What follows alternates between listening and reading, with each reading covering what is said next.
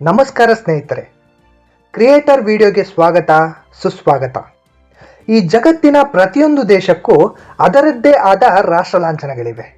ಭಾರತಕ್ಕೂ ಕೂಡ 4 ಸಿಂಹಗಳಿರುವ ರಾಷ್ಟ್ರ ಲಾಂಛನ ಇದೆ.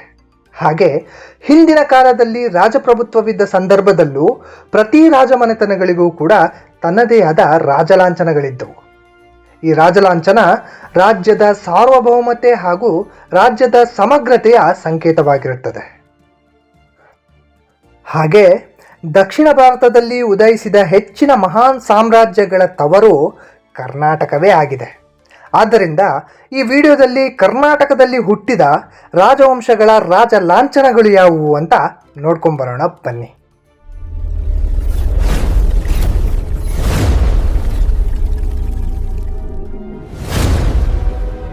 ಮೊಟ್ಟ ಮೊದಲನೇದಾಗಿ ಕರ್ನಾಟಕದ ಮೊದಲ ರಾಜವಂಶ ಕದಂಬ ರಾಜವಂಶ. ಈ ರಾಜವಂಶವನ್ನು ಕ್ರಿಸ್ತಶಕ 345ರಲ್ಲಿ ಮಯೂರವರ್ಮ ಉತ್ತರ ಕನ್ನಡ ಜಿಲ್ಲೆಯ ಬನವಾಸಿಯಲ್ಲಿ ಸ್ಥಾಪನೆ ಮಾಡ್ತಾನೆ. ಮಯೂರವರ್ಮನೇ ಈ ರಾಜವಂಶದ ಪ್ರಖ್ಯಾತ ಅರಸ ಕೂಡ. ಕದಂಬರ ರಾಜಲಾಂಛನ ಸಿಂಹ. ಸಿಂಹ ಅಂದ್ರೇ ರಾಜತ್ವ, ಶಕ್ತಿ, ಗಾಂಭೀರ್ಯ. ಹಾಗಾಗಿ ಕದಂಬರು ಸಿಂಹವನ್ನು ತಮ್ಮ ರಾಜಲಾಂಛನವಾಗಿ ಮಾಡಿಕೊಂಡ್ರು.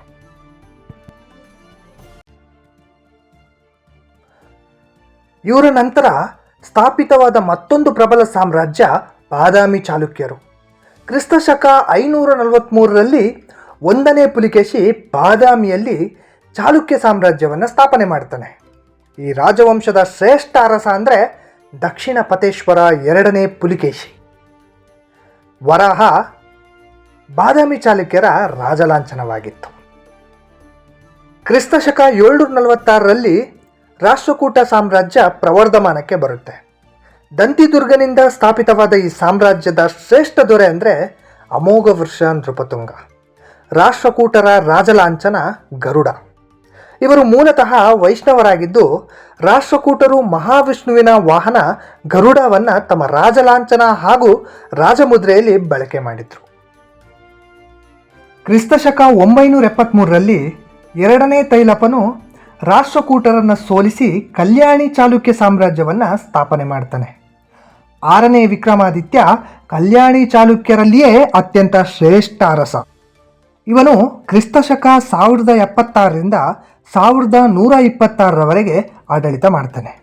ಈತನ ಕಾಲವನ್ನು ಕಲ್ಯಾಣಿ ಚಾಲುಕ್ಯರ ಸುವರ್ಣಯುಗ ಅಂತಲೇ ಕರೀತಾರೆ. ಬಾದಾಮಿ ಚಾಲುಕ್ಯರಂತೆಯೇ ಕಲ್ಯಾಣಿ ಚಾಲುಕ್ಯರ ರಾಜಲಾಂಛನ ಕೂಡ ಮಹಾವಿಷ್ಣುವಿನ ಅವತಾರವಾದ ವರಾಹವೇ ಆಗಿದೆ.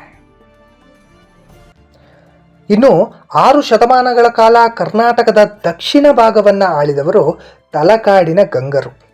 ದಡಿಗ ಹಾಗೂ ಮಾಧವ ಎಂಬ ಇಬ್ಬರು ಜೈನ ಮುನಿ ಸಿಂಹನಂದಿ ಆಚಾರ್ಯರ ಮಾರ್ಗದರ್ಶನದಲ್ಲಿ ಈ ರಾಜವಂಶವನ್ನು ಸ್ಥಾಪನೆ ಮಾಡ್ತಾರೆ. ದುರ್ವಿನೀತ ಇವರ ಪ್ರಸಿದ್ಧ ಅರಸನಾಗಿದ್ದು ಇವರ ರಾಜಲಾಂಛನ ಆನೆ. ಆನೆ ಅಂದರೆ ಶಕ್ತಿ ಮತ್ತು ಗಾಂಭೀರ್ಯದ ಸಂಕೇತವಾಗಿದೆ. 10ನೇ ಶತಮಾನದಲ್ಲಿ ಸ್ಥಾಪಿತವಾದ ದಕ್ಷಿಣ ಭಾರತದ ಪ್ರಮುಖ ಸಾಮ್ರಾಜ್ಯ ಅಂದರೆ ಅದು ಹೊಯ್ಸಳ ಸಾಮ್ರಾಜ್ಯ. ಸಳನು ಈ ಸಾಮ್ರಾಜ್ಯದ ಸ್ಥಾಪಕನಾಗಿದ್ದು ವಿಷ್ಣುವರ್ಧನನು ಹೊಯ್ಸಳರ ಶ್ರೇಷ್ಠ ಅರಸ. ಈ ಸಾಮ್ರಾಜ್ಯ ಅದ್ಭುತ ಶಿಲ್ಪಕಲೆಗೆ ಹೆಸರುವಾಸಿಯಾಗಿದೆ. ಹುಲಿಯೊಂದಿಗೆ ಕಾದಾಡುತ್ತಿರುವ ಸಳನ ಶಿಲ್ಪವು ಇವರ ರಾಜಲಾಂಛನವಾಗಿದೆ.